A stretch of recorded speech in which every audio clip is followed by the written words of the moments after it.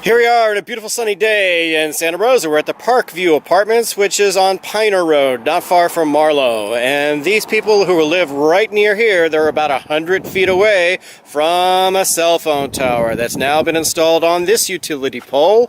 And that's a Verizon 24-inch, 2-foot tall antenna. And you might think that that has low readings, but in fact, it's not. It's the highest readings we've seen so far. We're wondering how much radio frequency microwave radiation do we have here. And so we can see that now we're looking at, that's a 16, and so on that reading. All right, that's a lot of radio frequency microwave radiation.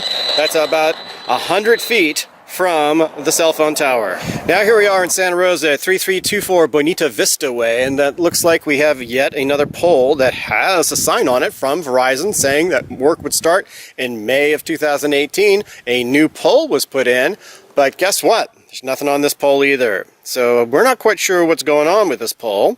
We did talk to a neighbor who said they can't get any good information about this pole either.